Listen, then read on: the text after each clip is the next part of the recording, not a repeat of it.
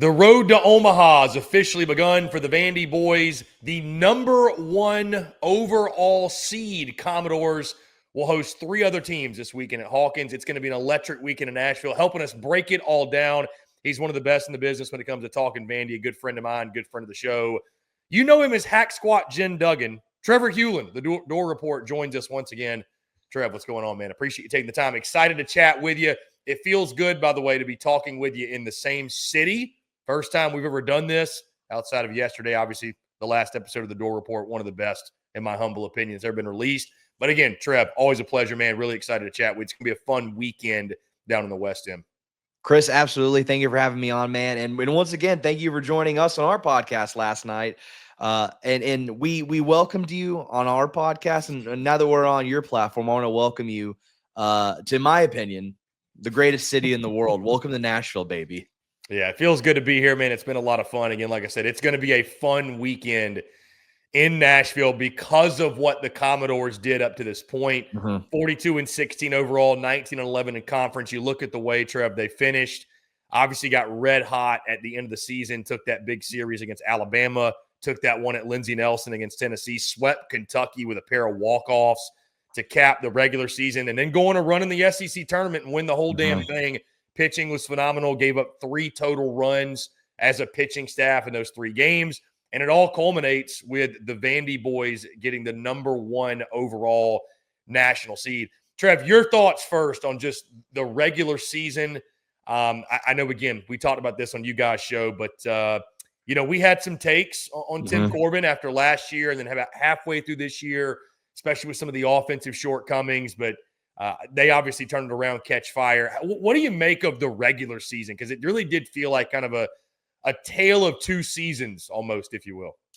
Absolutely. And I totally agree. To start this season, I was very critical of Tim Corbin, and I was very critical of this Vandy boys program going into this season. Coming off the tail end of last year, I was very disappointed. I was hyper disappointed.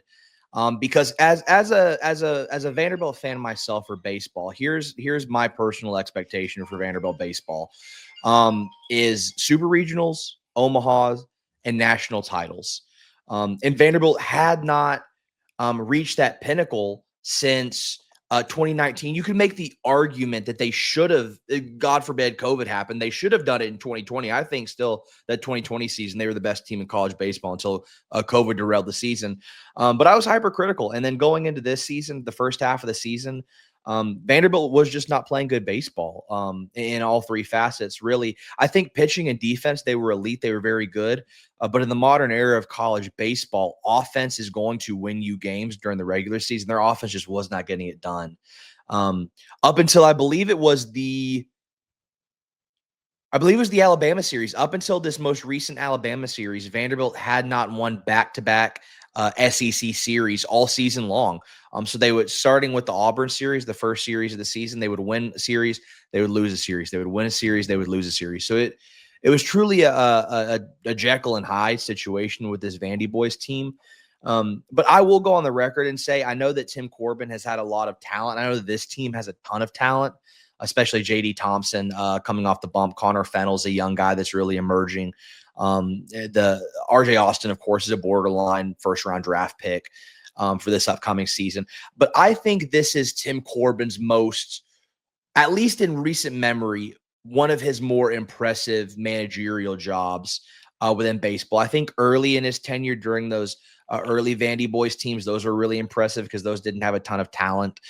Coming out of the 90s, Vanderbilt baseball was as bad as football was for a long time. And so Tim Corbin did a stellar job turning around that program. But in recent memory, just with this season, with these past couple of weeks, as somebody who was critical of Tim Corbin, man, you got to tip your hat to the guy. You said this last night on our pod, and I 110% agree. We watched the Arkansas series together in Nashville. If you'd have told me that Vanderbilt would be a host, I would have said you're lying. If you just said Vanderbilt would be the number 1 overall seed, I would have said you're lying. At that point, I was worried if Vanderbilt would even make the postseason. I thought the 18-year streak would end. I was not high, but they proved me wrong. They turned it around. Yeah, signature series wins as you look back. Trev, sweeping at Florida, sweeping against Georgia. I think those two, especially that series sweep against Georgia, I think that was one at the time really unexpected and was a big surprise. And I think really jump-started them, like you mentioned. Did lose 2 of 3 the following weekend at Ole Miss, but you mentioned that Bama series was huge, the walk-off they had, and then obviously going to Knoxville and closing it out against Kentucky the way they did. But I want you to expand on that, Trev. You mentioned, again, they go to the SEC tournament. The pitching is stellar. You win the entire thing, right? I love people say that it doesn't matter. Well, somebody has to win it, and Vandy obviously took it upon themselves and won the whole thing. And you know what it did for them from a seeding standpoint. I mean, we're going to be a top 8 national seed, no doubt. We're already a lock. But to get that number 1 overall national seed, I don't disagree with you. I know what you mean. You know, it doesn't matter if you win the regular season, win the conference tournament, if you're the number 1 overall national seed. If you don't get to Omaha, that's what a program like Vandy is judged off of. But just what does it mean to you? What does it mean to Vandy baseball to be the number 1 overall national seed? Because it is an accomplishment for sure. Absolutely. I think more than anything, it reiterates this idea that Vanderbilt baseball is still elite. I think there was, and including myself, I had worries that is the brand that is Vandy Boys baseball still that premier brand that it was for basically the entire 2010s? Is it still that brand? And I was worried that brand was losing its steam. I think a lot of other Vanderbilt fans, and I think a lot of college baseball fans in general, were sort of wondering, are we starting to see it spiral? But I think the way that Vanderbilt ended the regular season, and I think the run that they went on during the SEC tournament, I think stopped those narratives and stopped sort of that idea in people's minds, and sort of brought back to focus that at the end of the day, this still is Vanderbilt baseball. At the end of the day, this still is Tim Corbin. Even in the modern era of college baseball and the transfer portal, NIL, he's still got it. And so I think more than anything, what the SEC tournament, because my co-host Will Byram always says, he's like, dude, he's like, I know it in your opinion, it doesn't matter, but and I agree with him. He says, at the end of the day, I'm all about more hardware. And I do agree in that aspect. What I also agree with, and I think is a very important and key aspect of the SEC tournament, is all sports are very momentum based. And I think baseball, more than anything, and I'm sure you can attest to it as a baseball player yourself, is so momentum based. All it takes is one at bat. All it takes is one strikeout. All it takes is one plate appearance to turn your season around. You could, like somebody like RJ Austin, been in a funk all season long. And all of a sudden, like, you can look at it and he got one extra base hit and he's just started to spiral and snowball. I'm gonna get back to his old self as we've progressed into the postseason. So I think more than anything, winning the SEC championship, SEC tournament championship is good, and it sort of reiterates the fact that Vandy Boys baseball is still here, is still an elite brand. But I think more than anything, just keeping that momentum of playing winning baseball going into a postseason, I think that's more important than maybe winning the SEC tournament championship, is just keeping that juice going. So, Trev, with that being said, again, we know the Vandy Boys are the number 1 overall national seed. The regional full field was announced on Monday. Vanderbilt drawing Louisville, East Tennessee State, and Wright State in the regional. Of course, they'll open up with Wright State Friday at 5 o'clock Central Time. What was your initial reaction when you saw the regional? Obviously, we talked a little bit on you guys' show. Vanderbilt, Louisville actually played earlier this season. Louisville getting the win, actually earlier this month, got the win in the midweek. Granted, midweek, things will be different in this showdown. East Tennessee State, we all know the team that ended Tennessee's perfect start to the season. We know they can swing it. And Wright State, a pretty solid program. What was your initial reaction when you saw the Nashville Regional? Yeah, absolutely. I think first and foremost, there was a lot of discussion amongst Vanderbilt fans because we followed every weekend whenever D1 Baseball or Baseball America or USA Today would come out with their projected bracket. Obviously, Vanderbilt fans are following it, analyzing it, seeing who they're possibly matched up with. And in the whole entire way, Vanderbilt was always projected to be matched up with Louisville. And so it's not a shock to me personally. I remember having this discussion with Will. So we actually lived together and we were talking about it. And I told him, I was like, I think we get the number 1 seed and I still think we're matched up with Louisville. And he's like, dude, there's no way. And I'm like, dude, I'm telling you, And you can go back all throughout the 2010s. Vanderbilt was always matched up with Louisville. We either went to Louisville or they were in Nashville, or of course we the infamous College World Series game to where I believe his name was Luke Smith was trash talking the Vandy dugout before blowing the game. But it seems like they're always matched up postseason. I think Louisville's a great team. They're obviously a great baseball program, big rivals with Vanderbilt.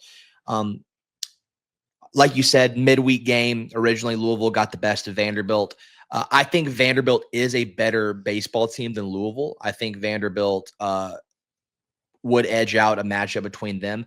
I do think that ETSU and Wright State are very, very, very underrated programs. So I don't think that Vanderbilt got the toughest draw by any means. I would probably personally lean Ole Miss. I think they got a rough draw.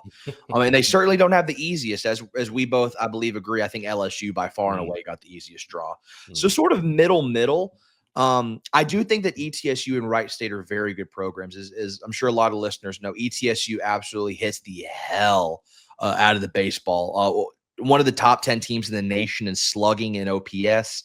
And I believe they're top 10 as well in home runs. Wright State also no slouch either. I believe last night I was crunching numbers. They have over 60 home runs on the season. Of course, that's against lesser talent, but still, like, a home run's a home run. Right. It's the great equalizer in all of sports. It's like the 3-point play. The home run is the great equalizer. And so whenever you have teams that are coming that can slug it, that does make you a little bit nervous. Trev, you mentioned the competition, and I feel like you and Will especially have as good a feel on the pulse of the Vandy fan base as any out there. What would you say the confidence level is? Because you mentioned some of the things that some of these other teams do well, and I think you're always a little bit on edge, a little bit concerned, right, with some of the matchups. But what would you say the confidence level is right now? Because I know that it's been a little bit of an emotional roller coaster with this this Vandy team this season. I think so. It's funny you ask that. There is a little bit of – I think Vanderbilt fans are confident. I think if you truth serum any Vanderbilt fan, almost all of them would say with close to supreme confidence, they believe that Vanderbilt will win this regional. I think whenever you look at really Vanderbilt's pitching, their starting pitching with J.D. Thompson and Cody Bowker, that sort of two-headed monster, and then whether Tim Corbin wants to go with Connor Fennell or Austin Nyes, that third guy, either or, personally okay with me. And then you look at Vanderbilt's bullpen, an elite bullpen, one of the best in the nation. I think there's no qualms and no worries with the pitching. I think, however, if Vanderbilt fans and myself were being honest, the bats have been really good as of late. Very, very good. No complaints whatsoever out of the offense. But to start the season, it wasn't good. And so I think Vanderbilt fans are a little bit worried, well, what if the bats revert back to how they were to start the season and for most of SEC play? I think that could be a problem. So I think overall amongst the Vanderbilt fan base, I would say most of them are very confident that Vanderbilt wins this regional and continues on to a super. However, I think there is a slight tinge of hesitancy to see, okay, do the bats keep it up? And also, this was brought up on our pod last night by a listener. And I thought they brought up a wonderful point as well. The past 2-3 years, Vanderbilt has sort of, like, for all intents and purposes, choked in regional play. Going back to, I believe it was 2023, whenever it was the last time the regional was hosted in Nashville. The Oregon Xavier matchup didn't work out well for Vanderbilt. Of course, didn't work out last year. Does that sort of rear its ugly head? I don't know. I hope not. I don't think so. But college baseball is such a funky sport, man. And that's the beauty of it, is that anybody can beat anybody.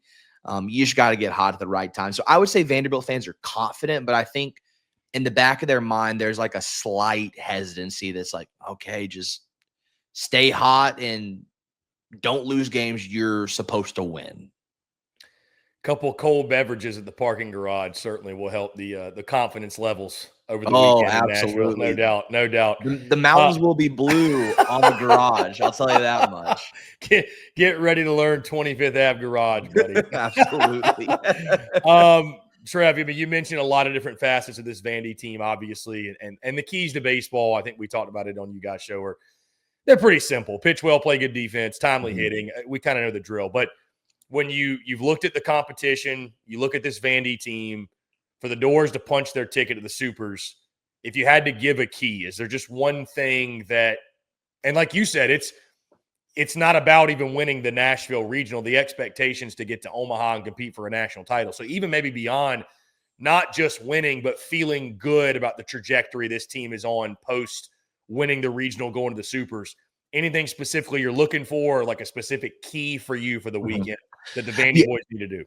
Yeah, that's a great question. I'll give you a guy that I think this team runs through.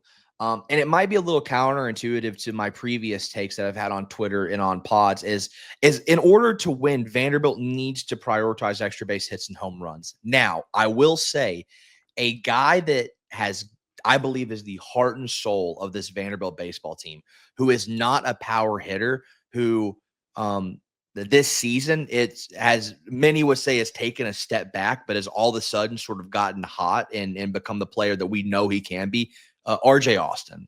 If Vanderbilt wants to win this regional, RJ Austin is going to have to continue to swing a hot bat. Now, he's not a home run guy whatsoever. He's not your Braden Holcombs. He's not your Riley Nelsons, your Josh Humphreys. On the season, RJ Austin only has 2 home runs, but that's not what you're looking for out of him. You're looking for him to get singles, doubles, and then create trouble on the base pass. That's where he makes his money. And at the plate this year, up until recently, hasn't been great. He's batting .270 right now. He's slashing .271, .368, .404. So those numbers are going up. But for a little bit of the season, he was close to being a sub .260 batting average, but has recently gotten hot. I think RJ Austin is the heart and soul of this Vanderbilt baseball team. And if he can keep it going and just continue to get on base, whether it be singles, doubles, or walks, if he can get on base, I think Vanderbilt has a really, really good chance to succeed.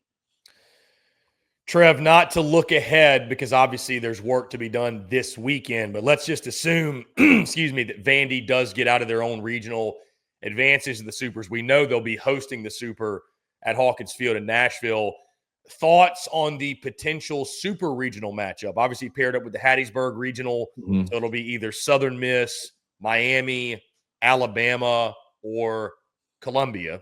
More than likely not Columbia, but either way, one of those 4, and I would say very likely Southern Miss, Bama, or Miami. Just again, when you saw the bracket, thoughts on the path for the Vandy boys to Omaha going through the Super and who they might face. Yeah, and so when we talked about the Vanderbilt Regional, it's not super difficult, but it's not the easiest either. I think if they make it to a Super, I think that will be difficult because I think that Southern Miss is a really, really good baseball program. And of course, as a lot of your listeners remember, last year took Tennessee down to the wire in that Super. I mean, that was a battle. JB Middleton, a starting pitcher for Southern Miss, is he's nails. That kid throws gas. He's projected to be, as of right now, a first-round draft pick in the Major League Baseball. He's a top 30 overall MLB prospect. So that kid's really, really good. Elite stuff, elite pitching. I think I know you mentioned Southern Miss, Alabama, and Miami as the possible 3. I'll go down a notch, and I'll say I think it'll probably be Southern Miss or Alabama. Southern Miss, obviously a great program, and I think Alabama will be a tough matchup because obviously Vanderbilt just took a big series against Alabama at home, but I will note that series was an absolute bar fight for Vanderbilt to win. Vanderbilt had to come back all 3 games. I think Alabama is a very, very good baseball team.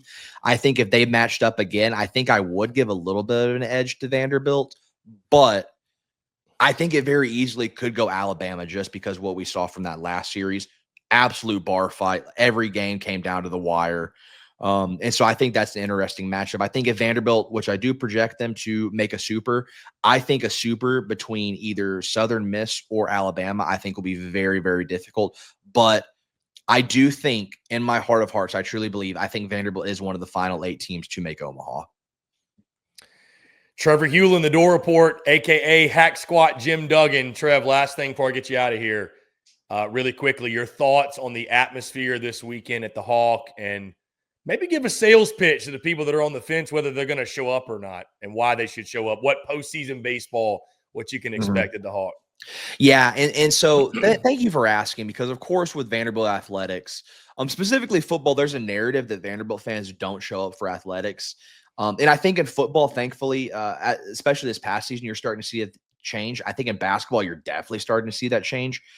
Baseball is a different animal. So whenever you look at Vanderbilt athletics and the history of Vanderbilt athletics, I think you have to almost exclude Vanderbilt baseball as of late, because Vanderbilt baseball for the past 20 years has been a different animal.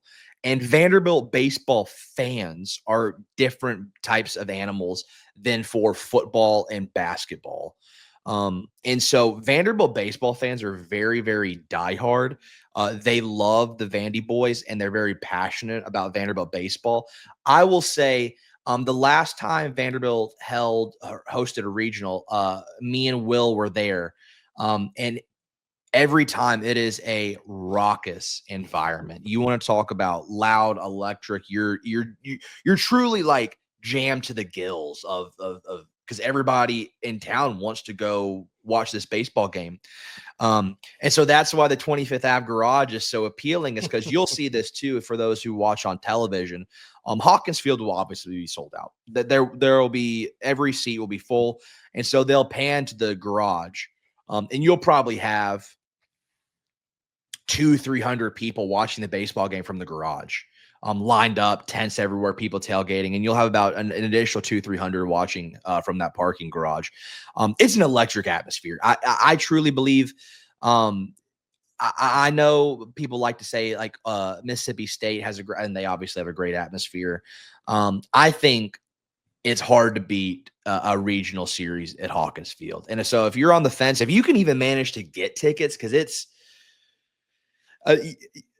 unless you're a season ticket holder, I saw some of the prices are pretty wild. Unless you're a season ticket holder for Vanderbilt baseball and you're a big time donor, odds are you're not going to be able to get tickets through Vanderbilt. So you have to get on the secondary marketplace. And if you're willing to spend $400, $500, $600, then it's worth going. And so if that's in your price range, I would absolutely recommend it. Postseason baseball in Nashville at the Hawk is sensational. Especially those night games, which I'm really looking forward to the Saturday 8 p.m. first pitch. Under the lights, man, it's something special. Who knows? You might see us out there, Trev. We'll have to again. I'm TBD on the weekend plans, but no, going to be a good time. Again, appreciate Trev you tuning in. Let folks know where they can check out your work and the Dore Report as a whole. Yeah, absolutely. So the Dore Report, you can follow us on Twitter at the Dore Report. Also, we're an affiliate with Rivals, and so if any Vanderbilt fans are listening to this and they aren't subscribed, you can subscribe to our work at thedoreport.com or vanderbilt.rivals.com. Some premium content behind the paywall back there, sources, scoops, all that fun stuff.